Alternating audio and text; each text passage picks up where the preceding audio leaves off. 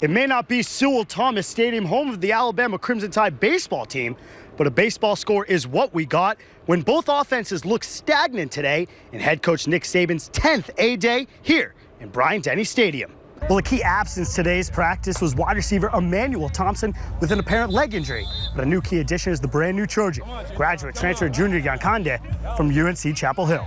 It'll be known as the game-clinching interception that happened right here in the south end zone, showing why Ronnie Harrison could be the future of the Crimson Tide defense. And I'm Noah Mindel at the autocrossing event right here in the Wiregrass. I'm going to take this hat off, trade it out for a helmet. Let's go racing. You can catch this coming up in sports. The 2016 battle for the belt has a lot of positive implications that can be given to Troy if they get a win. If they do, they become 6-1 in the season and become bowl eligible for the first time since 2010. The countdown continues for the Alabama Crimson Tide and you guys at home, the fans. Just 10 days separates the reigning national champions with their continued journey towards becoming back-to-back champs. It's been a very long time since the Trojans have been inside Trojan Arena, and it's a stretch of games that has not been very favorable to the Troy Trojans. They lost those first 3 road games at UAB against the Blazers in Birmingham, at Eastern Illinois, and then at San Francisco. But they did get their lone road win of the 2016 season at Hawaii in Honolulu. Now, I'd say that's not a bad place to get a win. What a real raw moment that was by Tim Williams and Rashaan Evans. Williams, one of the senior leaders in the linebacker group, giving Evans some advice after the Tide lost to Clemson 35-31 in the national championship game.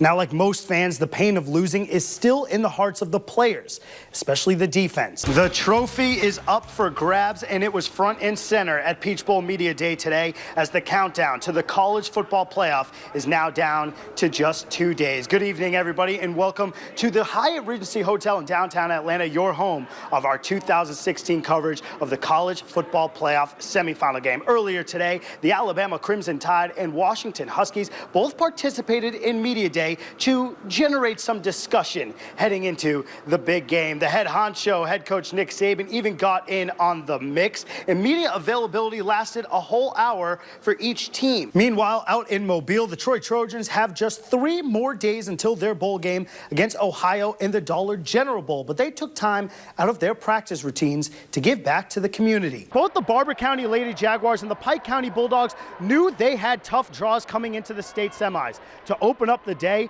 the Jaguars faced the 4-time defending 3A girl champs, the Lauderdale County Tigers. When I was at Elba High School yesterday, I spoke with head coach Ed Rigby, quarterback Ramsey Rigby, and running back Cavassier Stinson, and they all had one word on their mind: redemption. And I'm standing here with head coach of the Troy Trojans, Neil Brown. A very successful signing day for you guys here, trying to rebuild the wall, and you said that when you sat down for your media conference earlier today. What is it about this class that you think is going to be so successful? Tonight's schedule for Wiregrass basketball was jam-packed with area matchups, pitting close rivals against one another. So what better way than to start tonight's show with the battle for 431.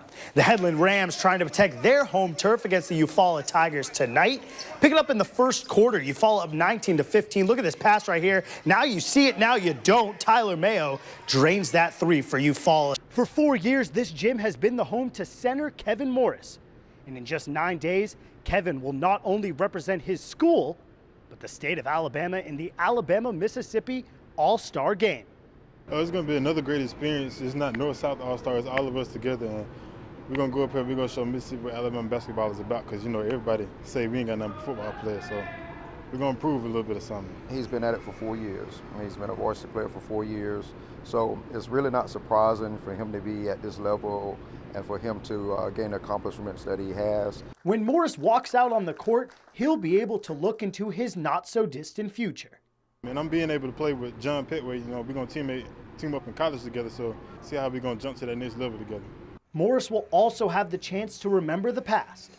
The Alabama All-Star team will honor Rod Scott, a member of the Robert E. Lee basketball team who passed away March 4th after being in a car accident. He always talked about how he was going to do this in the future, and it's just like he had a big plan, so we're going to all try to live his legacy. So I know I'm going to play hard whenever I do play, and I'm always play for him. Scott has been named as an honorary teammate, and the senior from Dothan High has a promise for everyone in the state.